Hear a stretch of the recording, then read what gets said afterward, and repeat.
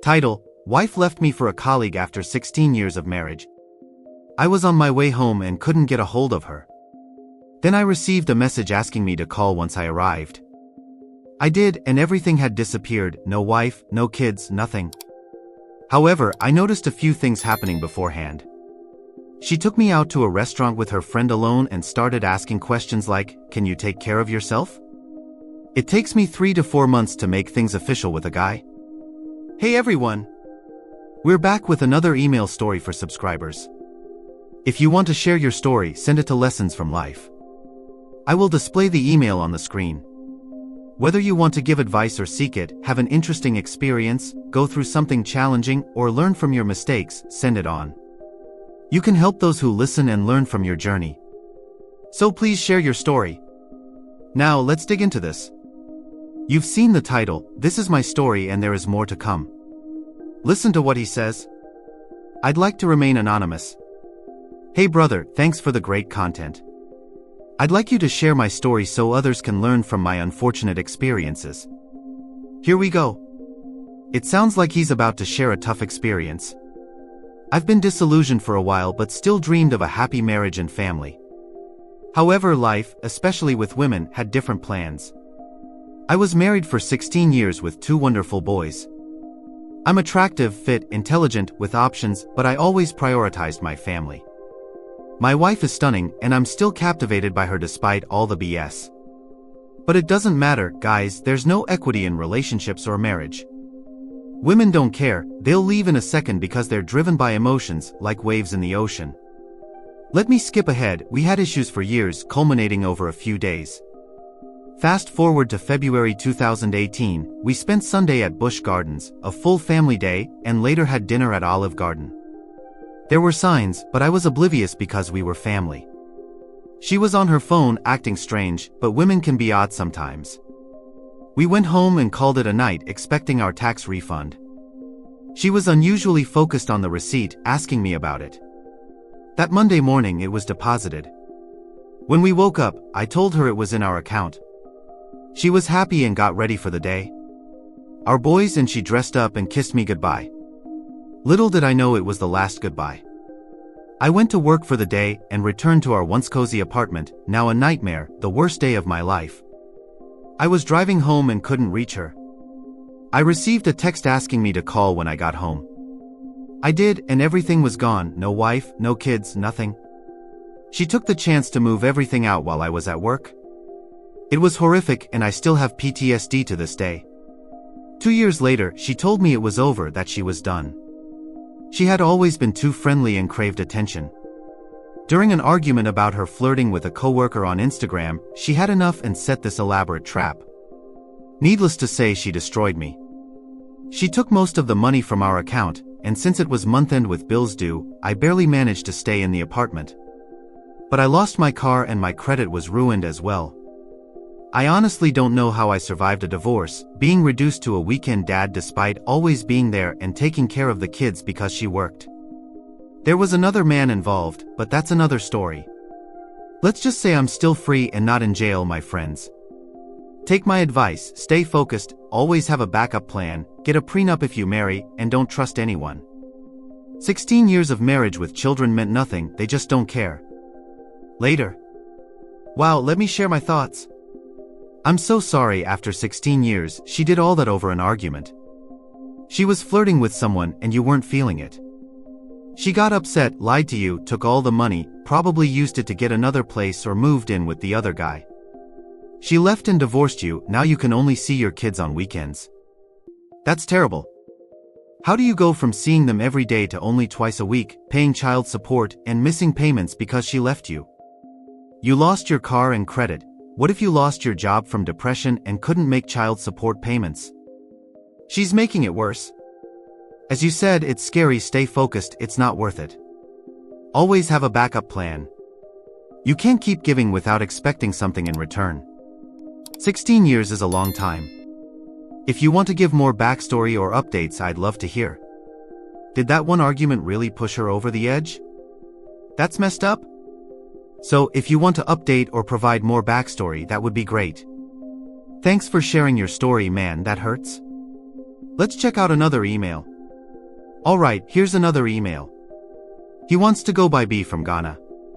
Shout out to Ghana. I have a friend from Ghana. I attended college with someone from there. I've been watching your videos for a while and decided to share my story. In 2016, I returned to Ghana after graduating from pre-university at Columbia International College. I was unsure of my major, so per my parents' advice, I chose to come back and try to get a job. Bear in mind, I had little to no dating experience and was jobless. I met a woman who was a mentee in my sister's Christian leadership program. We dated for a while, but some issues surfaced. She told me she had broken up with someone she dated before. It was her choice since he wasn't serious. However, I noticed things during events. She took me to a restaurant with her friend alone and started asking questions like, "Can you take care of yourself? I bet you can't even find my house without holding your sister's hand. It takes me 3 to 4 months to make it official with a guy." I was embarrassed by her comments in front of her friends, but they laughed at my predicament. Second, I took her to a local kebab place and bought her food as she expressed gratitude. I chose to be patient and prioritize friendship. Apparently, I was the only one who thought that, so I responded, "No problem, we're friends, aren't we?" She exploded in front of everyone, "Am I really your friend? Am I?" Third, she didn't want my sister, her mentor, to know we were dating. I found this odd but told her it was fine. Eventually, I told my sister earlier, and my sister showed no emotion, simply said, "I would have preferred you dated someone else, but if you want her, that's fine with me." Fourth, one minute she was nice, the next she was disrespectful. She became verbally abusive over time. I lost my temper once and rebuked her. She stopped for a short period and then started again. The final straw was when she blamed me for something I still don't know, making me chase her for 3 days, refusing to explain. I went to her church on the last day and confronted her. She said it was too long and we would talk later. I didn't stand for it and insults were exchanged. I lost my temper and grabbed her arm, telling her what she was doing was wrong. She laughed and berated me, called me stupid for not walking away, and acting like a schoolboy. I left depressed and defeated but surprisingly not broken. I apologized that evening and didn't hear from her until 2 days later when she sent a "Hi, I just wanted to check up on you, how are you?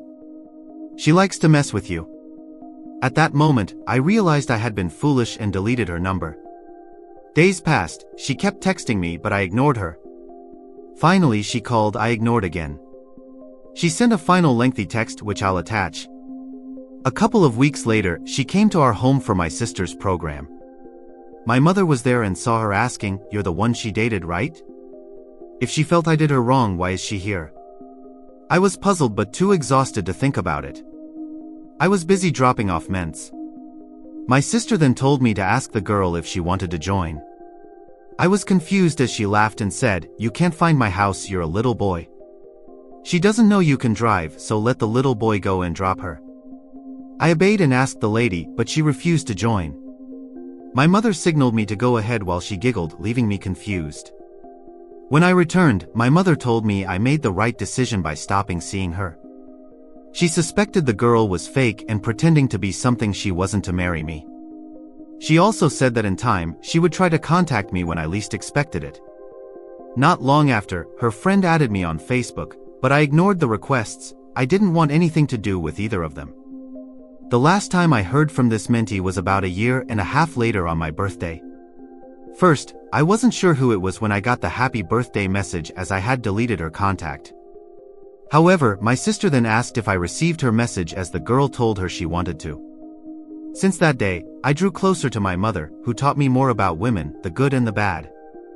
I also got a job at one of the major trading businesses in Makola, the biggest business hub in the capital, Accra.